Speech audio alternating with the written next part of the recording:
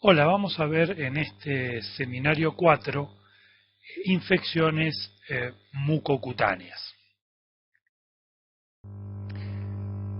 Vamos a completar el contenido de este seminario con el análisis de agentes etiológicos bacterianos y micóticos responsables de infecciones mucocutáneas, relacionarlas con sus factores de patogenicidad para manifestar la enfermedad, las principales pautas de diagnóstico microbiológico, especialmente indicado para la confirmación de la afección y relacionarlo con los factores epidemiológicos y de existir las normas seguras de profilaxis para prevenirlas. El temario para completar las infecciones mucocutáneas del seminario 3, en este seminario número 4, vamos a ver patologías diversas, las dos primeras, tétanos e infecciones necrosantes, que en general tienen un curso bastante agudo. Después vamos a ver patologías bacterianas y fúngicas incluidas dentro de lo que conocemos como síndrome linfangítico nodular, cuya evolución es subaguda crónica, y por último, que afecta, digamos, a la piel y el tejido celular subcutáneo, y después tenemos los micetomas. Estas tumoraciones infecciosas son frecuentemente de evolución crónica. Y por último tenemos lepra. Comencemos entonces por el tétanos.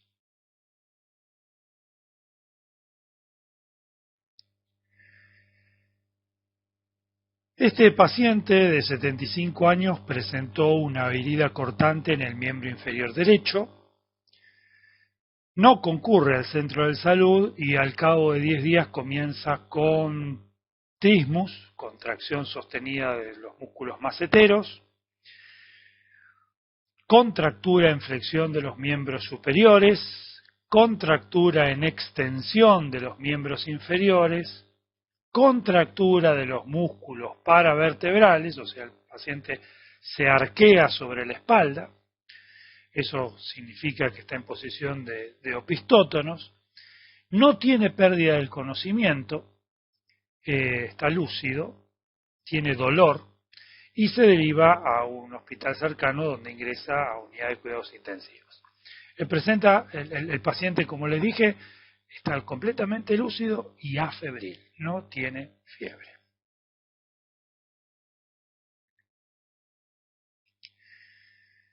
El paciente lo que presenta básicamente es un cuadro clínico típico de tétanos, una enfermedad conocida desde la antigüedad, siempre relacionada con las heridas y los espasmos musculares y las convulsiones, que conducen generalmente a la muerte de la persona.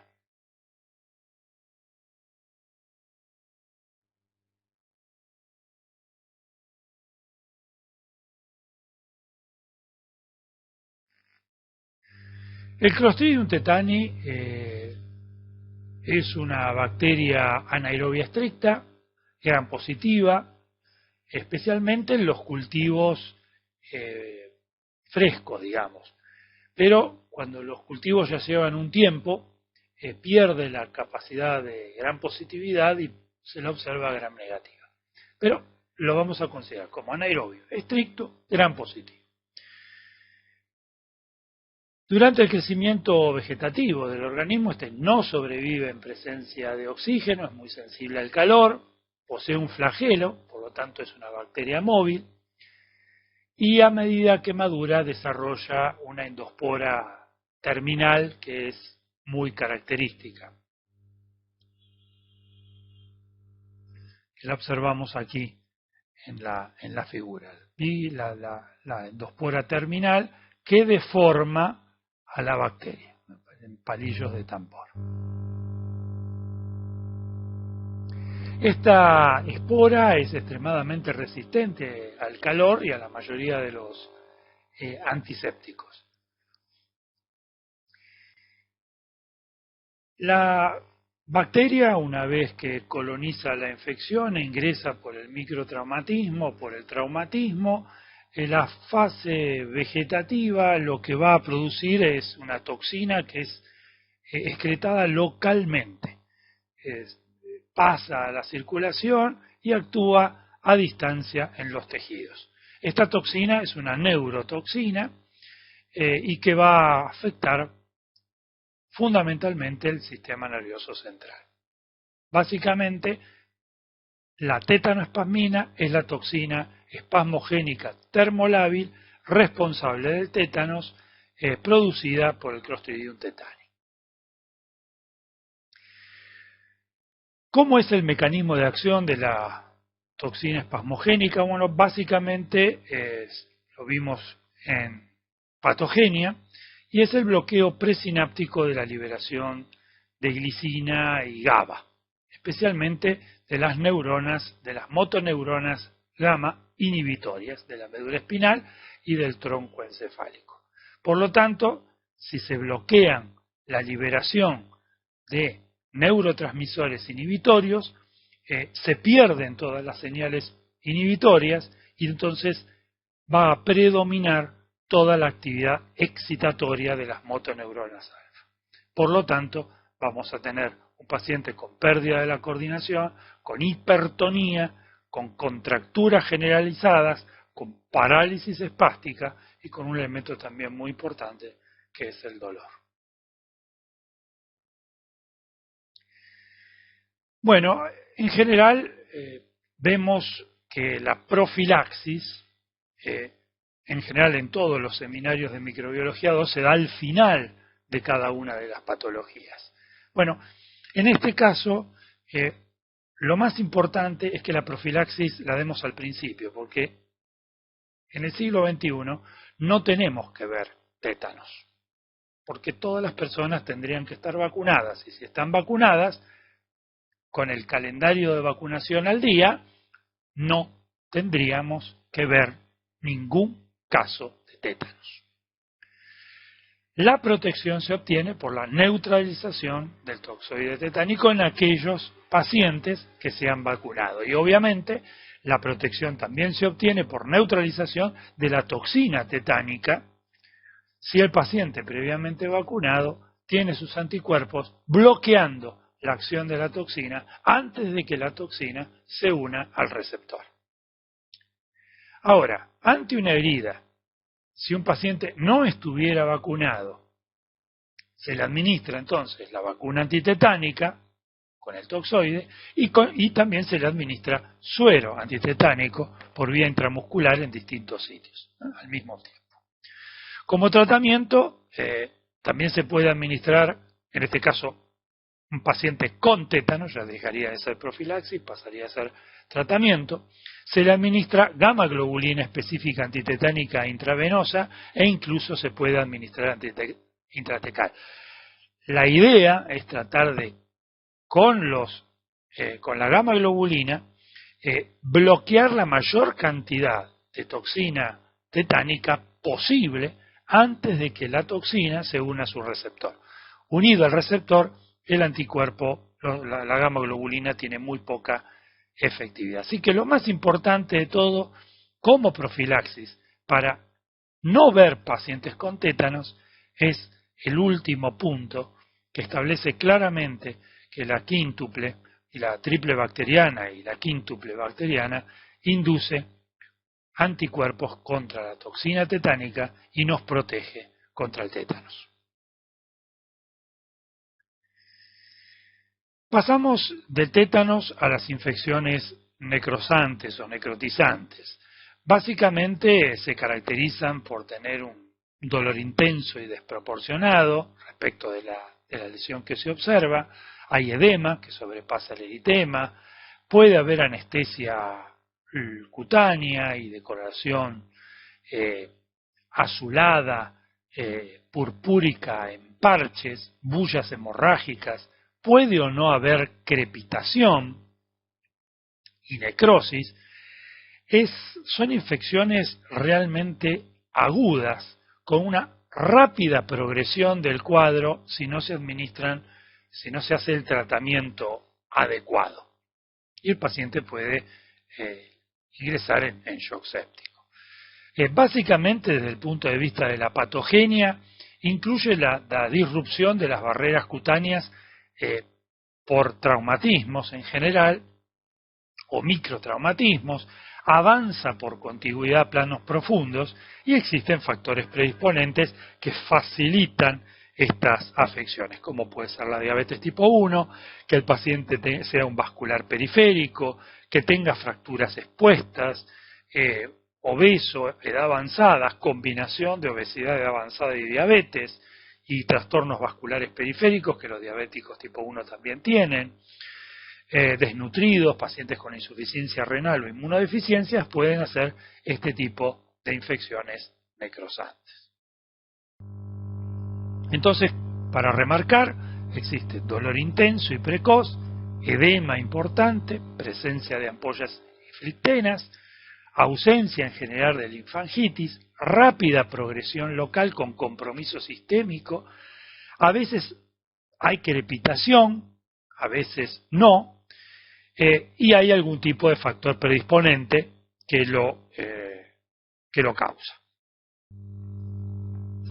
Básicamente, desde el punto de vista microbiológico, hay condiciones locales en la herida de anaerobiosis, incluso sinergia bacteriana, más de un grupo de bacterias que conjuntamente con la producción de enzimas líticas locales y tóxicas van a generar un efecto local de necrosis que aumenta la anaerobiosis, que facilita el desarrollo de esas bacterias, que inducen mayor cantidad de enzimas que son líticas, que generan trombosis de los vasos, esa trombosis genera isquemia, que reduce el pH, que facilita la anaerobiosis y entra en un círculo vicioso donde la necrosis va aumentando, donde el proceso inflamatorio va aumentando y donde el cuadro clínico evoluciona de forma aguda, tórpida y evoluciona mal. Por lo tanto, la acción del diagnóstico y del tratamiento adecuado serán fundamentales para modificar la mortalidad de este tipo de afecciones.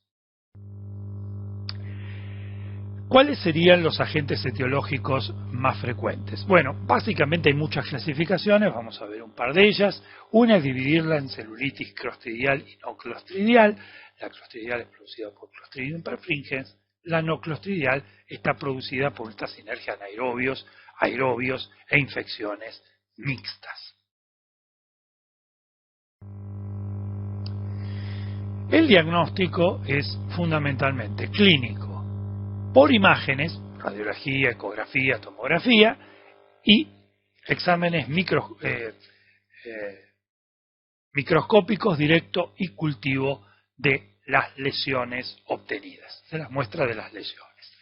Las muestras tienen que ser aptas para cultivos en anaerobios, o sea, los medios de transporte que debemos utilizar tienen que preservar la muestra para que no tenga oxígeno, de tal manera, y en realidad todo el procedimiento microbiológico, especialmente para el cultivo, hay que hacerlo tanto en medios como en condiciones libres de oxígeno. ¿Cuáles son las muestras más adecuadas? Las punciones a través de piel sanas, de heridas, de hematomas, de colecciones, las punciones del área de necrosis, y cuando el paciente se lo mete en el quirófano para debridar todo el tejido necrótico, que es parte del tratamiento, nuestros queridos colegas cirujanos que tienen que atender por guardia este tipo de pacientes, no tiran la muestra necrótica al tacho dentro del quirófano, sino que esas muestras que obtuvieron quitando todo el tejido necrótico se coloca en el medio de transporte, en el recipiente adecuado, y se remite en el laboratorio para hacer el correcto diagnóstico microbiológico, para después poder indicar un tratamiento específico. Aquí tenemos otro tipo de clasificación de infecciones necrosantes, tenemos la celulitis anaeróbica no clostridial, como lo mencionamos antes. Fíjense que bacilos gram negativos, aerobios, anaerobios facultativos, ¿sí?, fermentadores, Escherichia, Klebsiella, Enterobacter, Proteus, Proboscis y Bacteroides, pueden generar celulitis. La clostridial, producida por Clostridium perfringens, las gangrenas no clostrídicas, como las producidas por Staphylo aureus o Streptococcus microaerófilos, la gangrena gaseosa, producida por Clostridium perfringens, Histolyticum o Septicum. Después tenemos las fascitis necrosantes tipo 1 y tipo 2, donde vemos que se van repitiendo distintos tipos de infecciones, distintos tipos de manifestaciones, con combinaciones de cocos positivos, bacilos negativos, bacilos positivos esporulados. Pero fíjense que los estreptococos del grupo A también pueden producir fascitis necrosante tipo 2. O sea que el estreptococo, ¿sí?, Piógenes, también puede producir fascitis necrosantes graves. No es frecuente, pero puede inducirla. Como les dijimos antes, el diagnóstico microbiológico se basa en la toma de muestra de las lesiones, colocarlos en medios para anaerobiosis y hay que cultivar el aspirado de la lesión que se obtuvo con solución salina al 9%.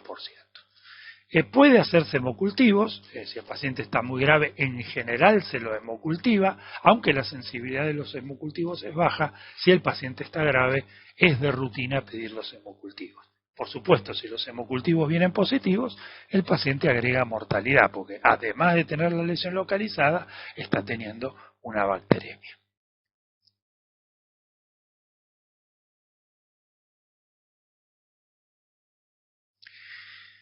Hemos visto entonces infecciones agudas, localizadas, que producen toxinas y generan manifestaciones clínicas relacionadas al sistema nervioso central, como son los espasmos y las contracturas. Si vamos a las fascitis necrosantes, las gangrenas gaseosas también son de evolución aguda y tienen la característica de este cuadro que rápidamente lleva a la sepsis y al shock séptico del paciente. Ahora vamos a ir a patologías más localizadas, de evolución subaguda o crónica, que también afectan la piel, el tejido celular subcutáneo e incluso pueden afectar los huesos. Por un lado, entonces, tenemos lo que conocemos como síndrome linfangítico nodular. El síndrome linfangítico nodular, síndrome como se establece, es un conjunto de signos y síntomas provocados por múltiples etiologías. En este caso, el síndrome linfangítico nodular está conformado a partir de un microtraumatismo en una zona descubierta del cuerpo. Lo más frecuente son las extremidades. Se produce un chancro de inoculación, un cordón linfangítico, y a lo largo de ese cordón linfangítico se observa la producción de nódulos que toman contacto con la piel y se abren al exterior, produciendo o liberando secreciones. Estas lesiones son lesiones gomosas. Estas lesiones siguen un trayecto linfático y son de evolución subaguda. Entre la inoculación, la formación de la úlcera y la producción del síndrome linfangítico nodular puede pasar un mes, 4 semanas, ¿sí? O sea, no son de evolución aguda, no aparecen en 24 o 48 horas. Fíjense la cantidad de gérmenes bacterianos, fúngicos, parasitarios que pueden provocar una lesión similar. Las nocardiosis cutánea linfática provocada por Nocardia brasiliensis, las esporotricosis debido a distintos géneros, distintas especies del género Sporotrix, la leishmaniasis cutánea, las micobacteriosis por Mycobacterium marinum. Bueno, el cuadro no es exactamente similar, podríamos considerarlo, pero es un diagnóstico diferencial, el de la sífilis primaria, que lo vamos a ver en los teóricos y en los seminarios respectivos de enfermedades e infecciones de transmisión sexual. Pero fíjense que este cuadro, como lo vamos a ver clínicamente, es muy parecido a todos estos agentes etiológicos que son muy distintos. Cada uno de estos se diagnostica de una forma distinta y necesita una resolución con tratamientos completamente diferentes. Por lo tanto, frente a un síndrome linfangítico nodular, no tengo que dudar. Lo más importante es saber que no sé cuál es la etiología y, por lo tanto, como es de evolución subaguda o crónica, lo correcto es no inventar con los ojos qué es lo que nos parece, sino que fundamentalmente debemos siempre hacer un procedimiento de diagnóstico microbiológico, llegar al diagnóstico por género y especie y entonces establecer un tratamiento adecuado. No es lo mismo tratar una esporotricosis, una leishmaniasis o una micobacteriosis. En el caso de las esporotricosis cutáneo-linfáticas, fíjense, más o menos es un mes entre que se produce la inoculación, el microtraumatismo, puede ser con un vegetal, ¿sí? Hasta que se forma el chancro de inoculación, que se ulcera y se generan las adenopatías, tarda más o menos un mes, ¿sí? Esa es la evolución natural de la enfermedad y el paciente puede venir al mes con el cuadro linfangítico o puede venir con el síndrome chancliforme. Ahora bien, el síndrome chancliforme, los nódulos y el trayecto linfático en las nocardiosis que hacen síndrome linfangítico nodular son iguales que una esporotricosis linfangítico nodular. Idénticas, no tiene mucha diferencia. Ni hablar de las micobacteriosis por Mycobacterium maninum. Generalmente aquí el antecedente epidemiológico es el que el Mycobacterium maninum está relacionado al agua dulce, contacto con piletas. Generalmente son personas que tienen el microtraumatismo limpiando piletas o peceras, donde puede crecer la micobacteria por el microtraumatismo, ingresar al tejido más allá de la epidermis, el tejido celular subcutáneo, y evolucionar por contigüidad por vía linfática. Pero es igual que una nocardiosis linfangítico nodular o una esporotricosis linfangítico nodular. La leishmaniosis cutánea también. Una vez que se produce la inoculación por el flebotomo vector, se produce el chancro de inoculación, la lesión ulcerosa y después hay formas de leishmaniosis cutáneas que son linfangítico nodulares, idénticas a una esporotricosis. ¿No? Clínicamente es imposible distinguir una de la otra. Por lo tanto, lo más importante es hacer diagnóstico microbiológico. Para distinguir cada una de estas patologías tendremos que tomar una biopsia de las lesiones, se pueden punzar los nódulos y las lesiones gomosas, se pueden tomar la toma de la muestra de las biopsias y de las lesiones, toma de las muestras de las úlceras, mejor dicho, y de las lesiones cutáneas, y fíjense que hay que remitir una muestra lo suficientemente importante desde el punto de vista del volumen para poder hacer todas estas coloraciones y sus correspondientes cultivos en los medios adecuados para cada uno de estos gérmenes. Por lo tanto, no pudo remitir una biopsia o una punción aspiración de un nódulo con 2 microlitros de solución salina aspirada. Necesitamos una cantidad, una biopsia lo suficientemente importante o una cantidad de líquido lo suficientemente importante que hayamos aspirado para poder hacer todo esto. Tenemos que hacer un Gram para un Kinshuk, un Sid-Nielsen, un Giemsa y un examen en fresco. En el Gram podemos ver bacterias filamentosas Gram positivas o levaduras naviculares. Las bacterias filamentosas Gram positivas son las de nocardia y las levaduras naviculares son de Sporotrix. Con el Kinshuk, que es una coloración para ácido resistencia, podemos poner en evidencia las bacterias filamentosas ácido resistentes como las nocardias. El Ziehl-Neelsen lo que va a observar son bacilos ácido alcohol resistentes, y aquí es para poner en evidencia al Mycobacterium marinum. Con el GIEMSA lo que vamos a poder observar son los amastigotes de Leishmania, y en el examen en fresco podemos observar levaduras de Sporotrix. Bueno, en general, ¿qué es lo que ocurre? Lo que ocurre es que si podemos observar alguno de estos elementos va a ser fundamental para poder hacer un diagnóstico precoz. No es un diagnóstico definitivo porque necesitamos los cultivos para la identificación de género y especie, excepto en el caso de la observación de amastigotes. Cuando vemos amastigotes es una leishmaniasis. Ahora, las bacterias filamentosas hay un montón. Para poder decir que es nocardia necesito cultivarlo. Si obtuvimos muestras de la piel, donde normalmente hay levaduras de cándida, bueno, no son exactamente iguales que las levaduras de Sporotrix, pero es difícil hacer el diagnóstico diferencial observándolo. Por eso es fundamental el cultivo para que poder identificar con seguridad género y especie. ¿Qué es lo que suele ocurrir? Que el examen microscópico directo es negativo. En general, la sensibilidad del Gram, del Quincho, del Ziehl-Neelsen, del GIEMSA y del examen en fresco es muy bajo.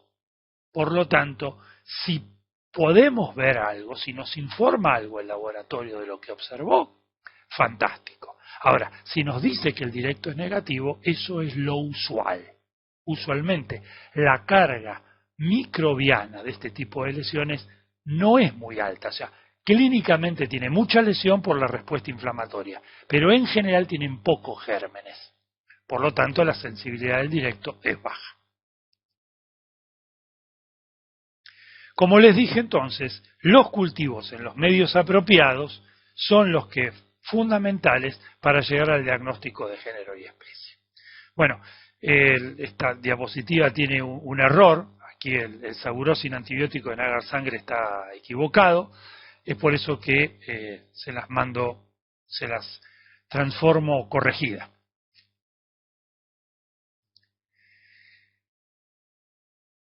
Esta es la diapositiva correcta. En este caso, los cultivos podemos cultivar en Lowenstein-Jensen para Mycobacterium marinum, Saburo con antibiótico para el desarrollo de la fase filamentosa de Sporotrix. Podemos utilizar agar infusión cerebro-corazón a 37 grados con antibiótico para el desarrollo de la fase levaduriforme de Sporotrix, porque es un hongo dimorfo.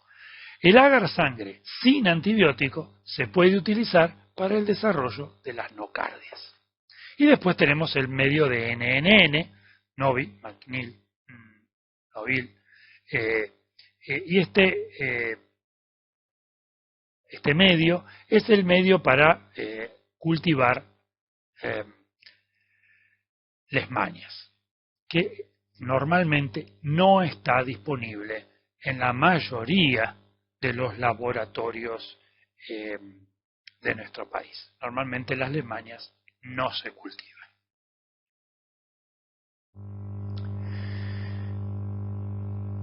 Respecto de la esporotricosis, como les dije, después del examen directo se cultiva a 28 y a 37 grados, donde nos permite, en medios pobres como Saburo o en medios ricos como el VHI, comprobar el dimorfismo fúngico. También se puede utilizar los métodos indirectos, especialmente la búsqueda de anticuerpos por detección de los mismos a partir de técnicas como la inmunodifusión. Las pruebas cutáneas en los pacientes con lesiones cutáneas por esporotricosis no permiten hacer el diagnóstico de enfermedad actual, y uno tiende a no tratar de hacerlas en el momento que el paciente tiene la enfermedad activa en la piel, porque porque le estoy metiendo más antígenos a un paciente que ya está teniendo respuesta inmune en el síndrome linfangítico nodular. Y entonces la prueba cutánea puede resultar hasta contraproducente por producir lesiones muy exageradas de hipersensibilidad retardada.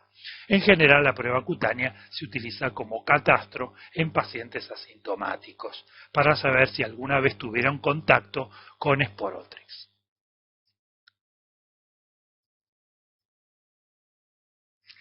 Ahora vamos a ver lesiones verrugosas y lesiones ulceradas.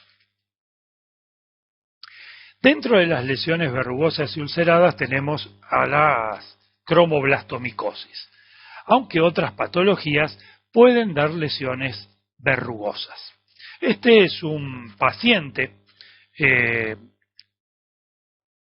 de unos 80 años que fue atendido en el hospital por una neumonía de la comunidad grave, porque era un paciente añoso, y que cuando lo revisamos tenía estas lesiones en el pie, ¿sí? Él, por esto no consultó, él en realidad fue internado en el hospital por la neumonía.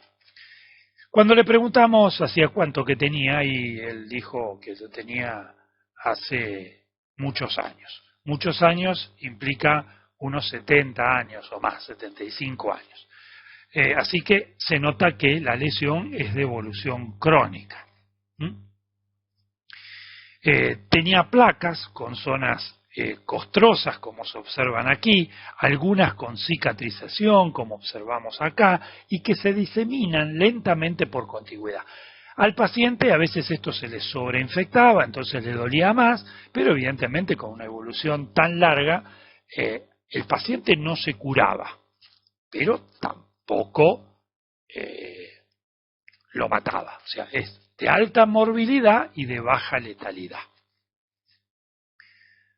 ¿Sí? Casi 70 o más años con esta placa.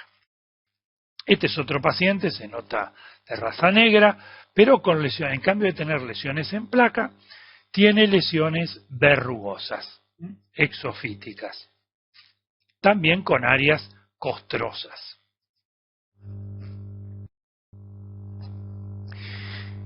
La cromoblastomicosis, como se observaron en estos dos casos clínicos, es una micosis de implantación traumática que es producida por agentes fúngicos que son dimorfos porque en la naturaleza se observan como filamentosos y son fitopatógenos, se encuentran en los vegetales, y cuando por microtraumatismos se meten adentro del tejido celular subcutáneo y desarrollan primero un nódulo, se transforma la fase filamentosa en cuerpos esclerotales. Entonces, en la naturaleza son filamentosos, en el paciente en forma accidental por el microtraumatismo se observa como cuerpos esclerotales o formaciones en mórula.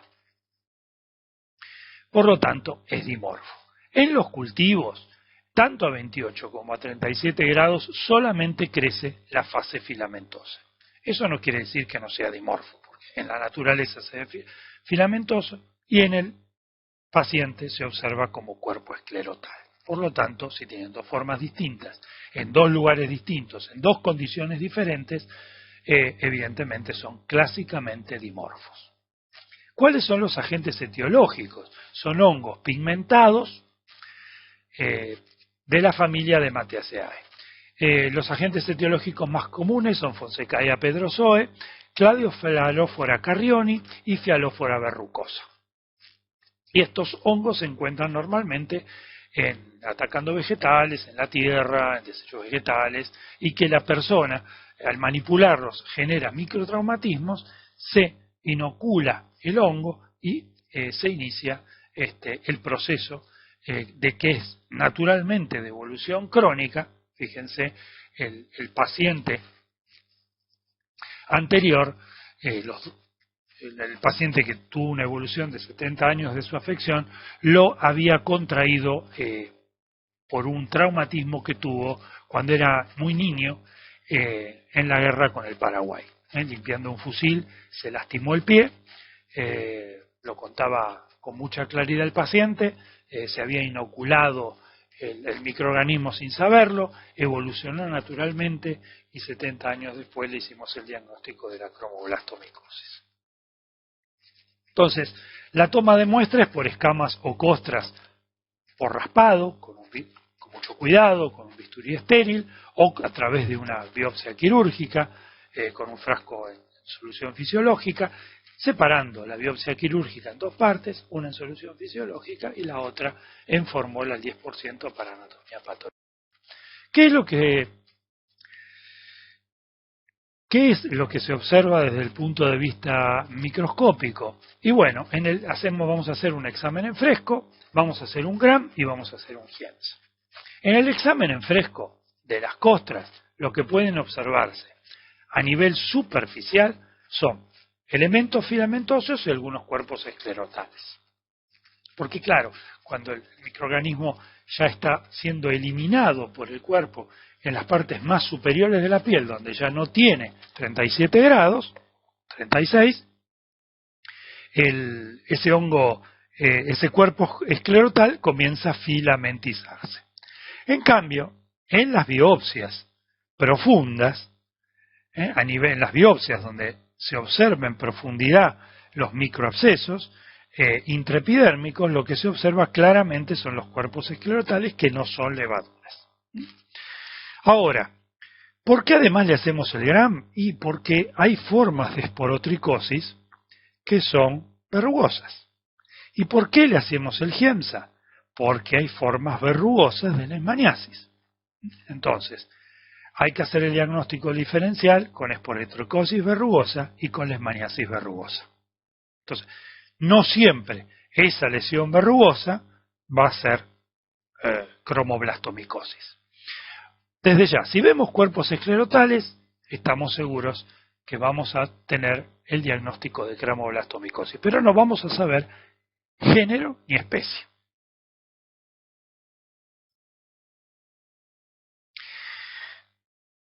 Por lo tanto, lo que debemos hacer es cultivarlos. Si lo cultivamos en saburó con antibióticos, vamos a ver que van a crecer la fase filamentosa de estos hongos negros. Que observando la macromorfología y especialmente la micromorfología, podemos identificar si es Fonsecaia pedrozoe, Cladofialófora carrione o Fialófora verrucosa. Los medios de saburó con antibióticos a 28 grados y a 37 grados en agar infusión cerebro y corazón es para hacer el diagnóstico de esporotricosis verrugosa. Y por último, si tuviéramos la posibilidad de cultivarlo en medio de NNN, nos permitiría hacer el diagnóstico de leishmaniasis si no lo observamos con el GIEMSA. Entonces, tenemos que tener de nuevo, y insisto con esto, este medio normalmente no está disponible en la mayoría de los hospitales de nuestro país. Entonces, en general, no se cultiva para leishmanias.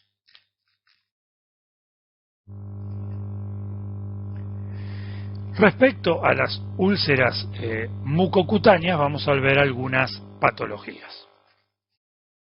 Una de las patologías más comunes que podemos observar de lesiones ulcerosas son úlceras mucosas, especialmente en el paladar. Generalmente atacando paladar blando, parte del paladar duro, hace una especie de formas granulomatosas en cruz, conocida como cruz espúdica, pero múltiples patologías pueden generar en forma crónica úlceras mucosas en empedrado de evolución crónica. Fíjense todas las patologías que pueden provocar esto: la leishmaniasis mucocutánea, la tuberculosis, la lepra y las micosis sistémicas endémicas. La coccidioidomicosis, la histoplasmosis y la paracoccidioidomicosis pueden generar este tipo de afecciones en el paladar, también puede haber compromiso del tabique nasal, y ni hablar en la tuberculosis y en las micosis sistémicas endémicas el compromiso pulmonar. en general son patologías que comprometen el pulmón más otro órgano. Entonces, el diagnóstico diferencial, aquí la tuberculosis y las micosis sistémicas endémicas son todas iguales. No hay forma de distinguir una de la otra. Aquí vamos a utilizar los métodos directos para el diagnóstico de la afección. Lo mismo vamos a hacer con las micosis sistémicas endémicas, a lo cual le podemos agregar, en el caso de las micosis sistémicas endémicas, la serología, la búsqueda de anticuerpos, porque las personas que están enfermas suelen tener serología positiva. Y estas formas en general se observan en pacientes que tienen formas clínicas crónicas. Entonces, donde normalmente la serología suele ser positiva. Entonces, muy importante la tuberculosis y las micosis sistémicas endémicas. En este caso, tengan en consideración fundamental el interrogatorio al paciente para conocer qué áreas endémicas ha vivido o ha transitado para poder adquirir este tipo de afecciones y hacer una reactivación endógena de una infección pasada. Las otras dos, la leishmaniasis cutánea, está siendo cada vez más frecuente en nuestro medio, y también la lepra, que es una enfermedad endémica. Como les dije entonces, se toma la muestra por escarificación cutánea o escarificación de las lesiones mucosas, se le hace el Zinn-Nielsen, el fresco y el Giemsa. El Zinn-Nielsen para la observación, el intento de la observación de bacilos ácido alcohol resistentes. En el fresco se pueden observar levaduras multibrotadas o esferas con esporos, con esferas en su interior. Las levaduras multibrotantes o levaduras monogemantes también pueden ser compatibles con Paracoccidioides brasiliensis, con género Paracoccidioides, y las esferas con los esporos en su interior, que serían imágenes más compatibles con coccidioidomicosis.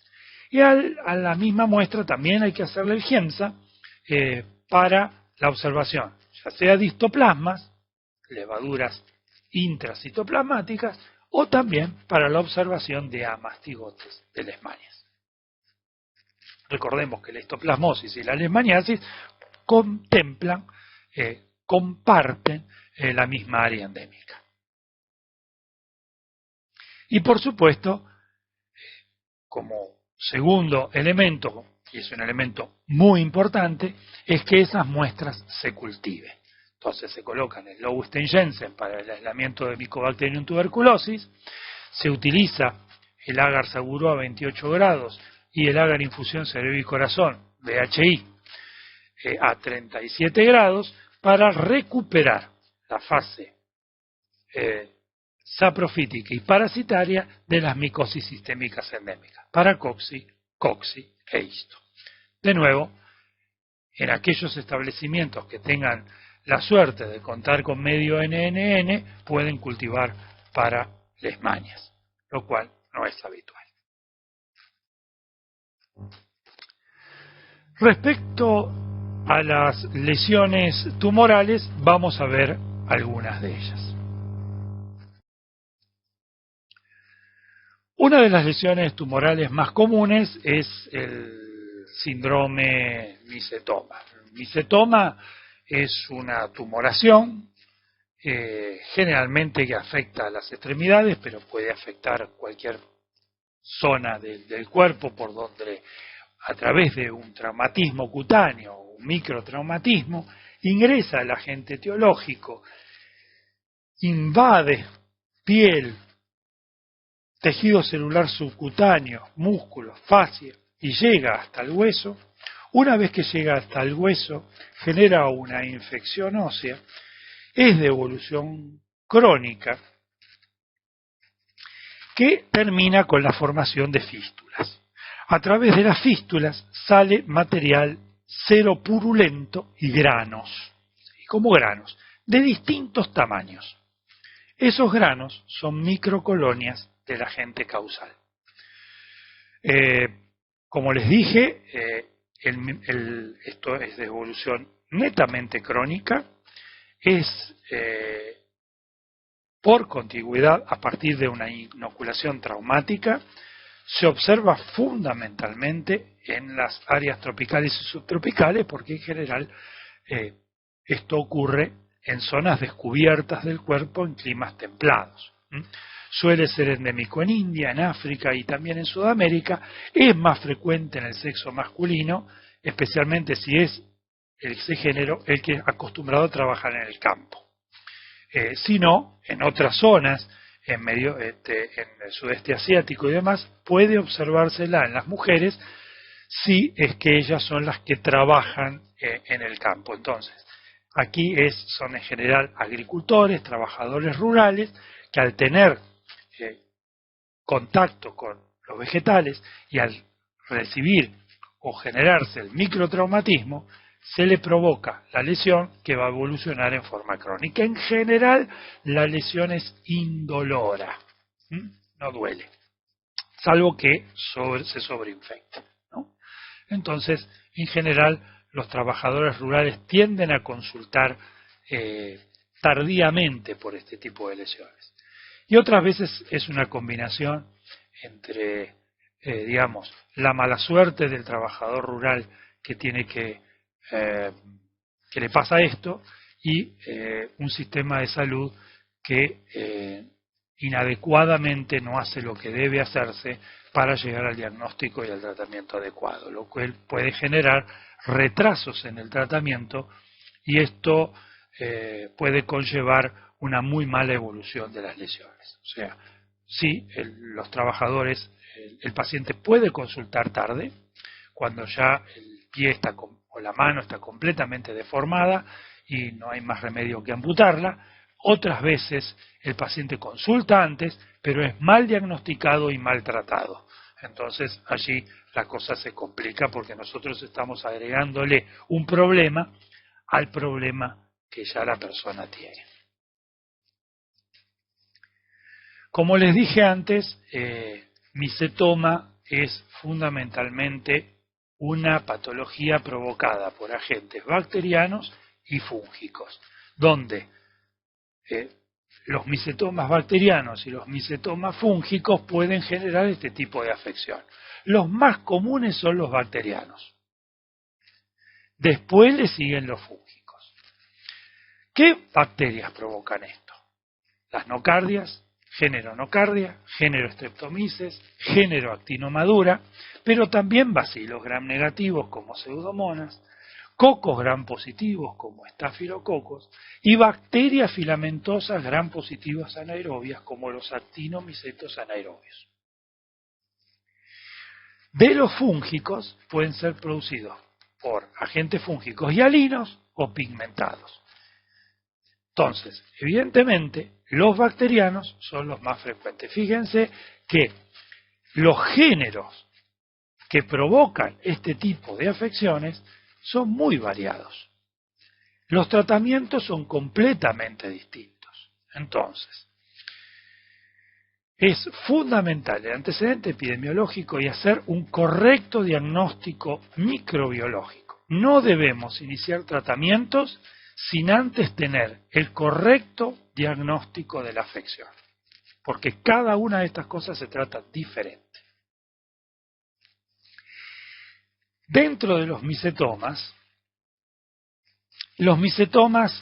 fúngicos, que todavía no sabemos por qué la literatura los sigue llamando micetomas verdaderos, porque los otros también son micetomas verdaderos, o sea, clínicamente son muy parecidos, así que un micetoma por estafilococo, por pseudomonas, por nocardia, o por streptomyces, o por actinomadura madurae, o por actinomadura pelletieri, son muy parecidos, son todos micetomas.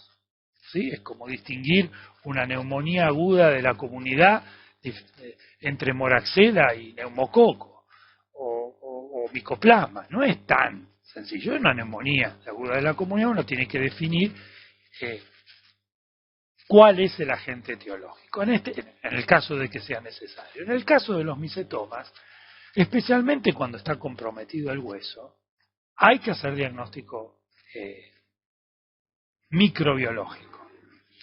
En el caso de los hongos que provocan micetomas, como les dije antes, son los hongos negros y los hongos hialinos los que pueden producir este tipo de afecciones. Dentro de los hongos negros, Madurella mycetomatis y Madurella grisea. Y dentro de los hialinos tenemos Acremonium, Pseudosporium, Fusarium y Aspergillus pueden producir micetomas micóticos.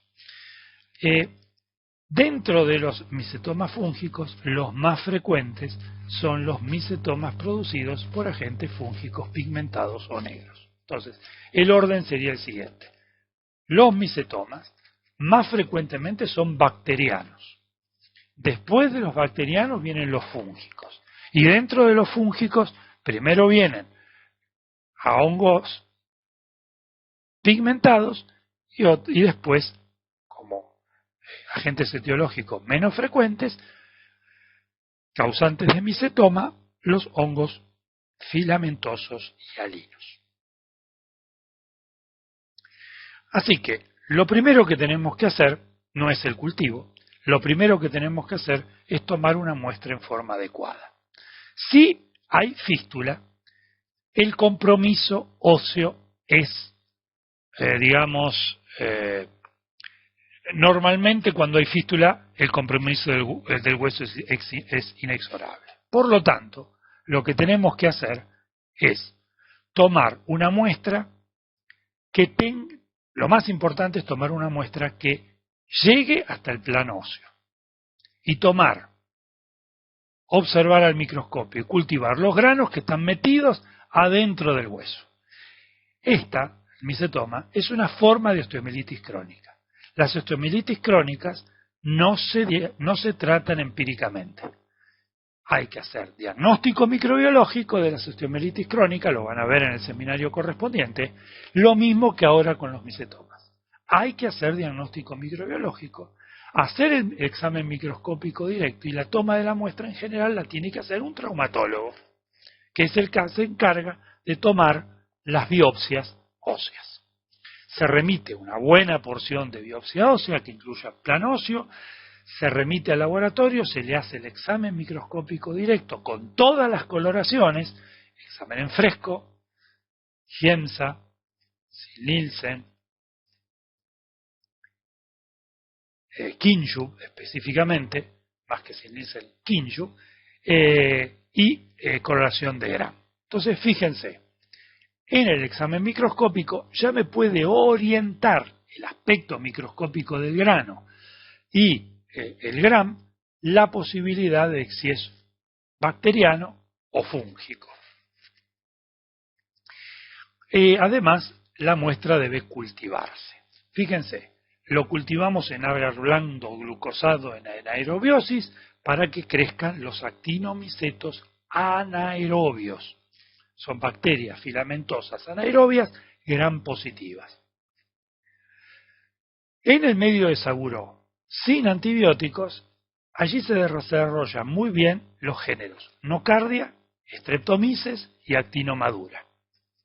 Nocardia es una bacteria filamentosa aerobia gram positiva, ácido resistente. Por eso se colorea muy bien con la coloración de Kinju. Streptomyces y Actinomadura son bacterias filamentosas gram positivas, no ácido resistentes. También lo cultivamos en agar sangre o medio de Chapman para poder rescatar Staphylo aureus o Pseudomonas aeruginosa. Y vamos a utilizar medio de Saguro con antibiótico para que desarrollen los hongos filamentosos, ya sea hialinos o pigmentados. Y que es a través del análisis de su fructificación, de las características micromorfológicas del cultivo, para llegar al diagnóstico de género y especie. En este caso, observamos las características de un grano, ¿sí?, de un micetoma bacteriano por nocardia. Y aquí se ven claramente las bacterias filamentosas gram positivas.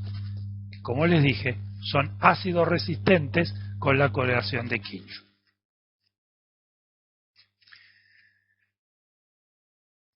Como les dije, la identificación en cultivos se hace por la observación macro y micromorfológica de los cultivos, si es Madurella mycetomatis, si es Madurella grigia, si es Aspergillus fusarium acrodemonium nocedosporium.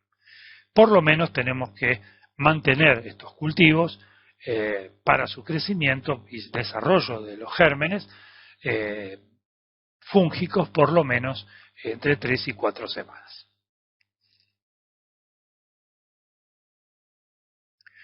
Por último tenemos la lepra o enfermedad de Hansen. Esta es una enfermedad granulomatosa crónica de la piel, el tejido nervioso periférico.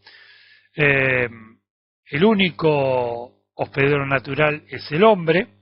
Los armadillos pueden sufrir la enfermedad natural, pero el reservorio es humano de la enfermedad. La lepra es una enfermedad donde producida por este bacilo acidalcohol resistente no cultivable, es una enfermedad que clínicamente, dependiendo del hospedero, pueden tener manifestaciones clínicas polares. Eso significa que tenemos dos extremos. Un polo donde el hospedero, cuando se enferma de lepra, reacciona en forma importante con una respuesta inflamatoria por hipersensibilidad tardada muy manifiesta. Esa se la conoce como lepra tuberculoide. En los pacientes con lepra tuberculoide la cantidad de bacilos que tienen en las lesiones es muy poca, es una lepra que contagia menos, es una lepra bastante destructiva porque la respuesta inflamatoria es importante y destruyen los nervios fundamentales, los nervios periféricos. En el otro extremo polar, hay pacientes que cuando se enferman con lepra responden en forma inadecuada y no responden o responden muy poco. Las lesiones tienen un montón de bacilos. A eso se la conoce como lepra lepromatosa o forma LL. Entonces tienen poca respuesta, muchos bacilos, es muy contagiosa. Entonces, dentro de estas dos formas polares, la lepra tuberculoide o LT, que es la forma hiperérgica, y el extremo clínico opuesto, la forma TH2 o LL o lepra lepromatosa anérgica, existen variantes de un extremo y del otro. Es un amplio abanico de enfermedad, de una única enfermedad con múltiples manifestaciones clínicas muy diferentes entre un extremo y el otro. Entonces recordemos el extremo tuberculoide o TH1 y el extremo lepromatoso TH2 o LL. En el caso de la histopatología de los extremos polares, fíjense cómo la lepra lepromatosa en la tinción de Zinn-Nielsen tiene abundantes bacilos ácido alcohol resistentes dentro de macrófagos que tienen un aspecto de células espumosas. Y prácticamente no hay un infiltrado característico linfomonocitario de la infección, porque el paciente, al estar en el polo anérgico, el polo TH2, responde muy poco. Es una lepra en la que más contagia. Desde el punto de vista de la histopatología de la lepra tuberculoide, la tinción con hematoxilina y eosina observa muy pocos bacilos, y lo que se observa sí son granulomas bien organizados. Y el gran problema es que este granuloma va a destruir las fibras nerviosas, lo cual va a, si bien limita la afección, si bien la hace menos contagiosa, también la hace muy destructiva. Esto no quiere decir que la lepra lepromatosa no genere destrucción.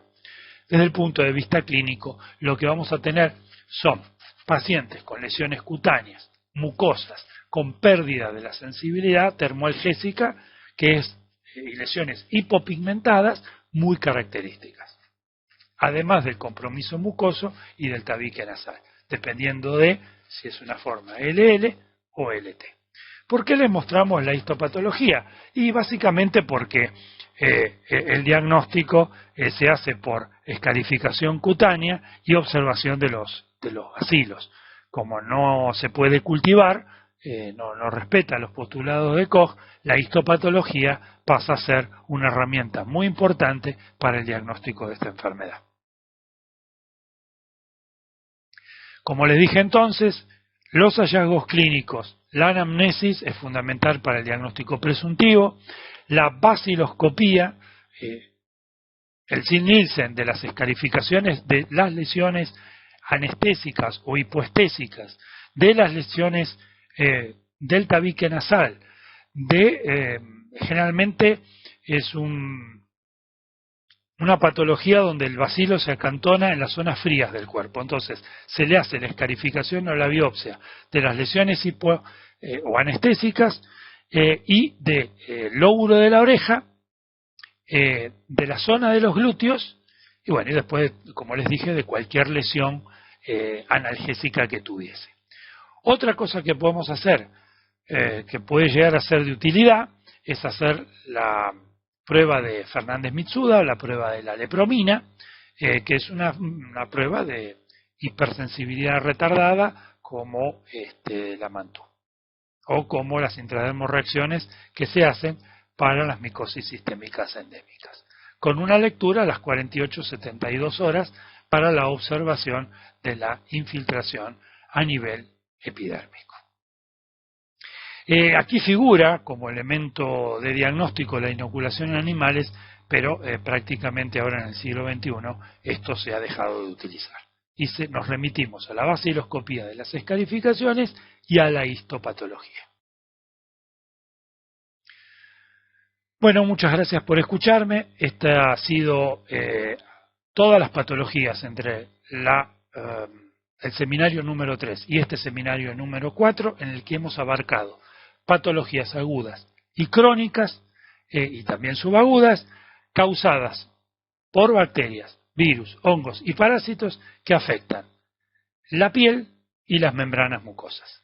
Muchas gracias por escucharme y cualquier duda nos ponemos en contacto a través del Facebook para evacuarlas y poder contestar todas aquellas preguntas que les hayan surgido escuchando estos videos del video correspondiente al seminario 3 y al seminario 4.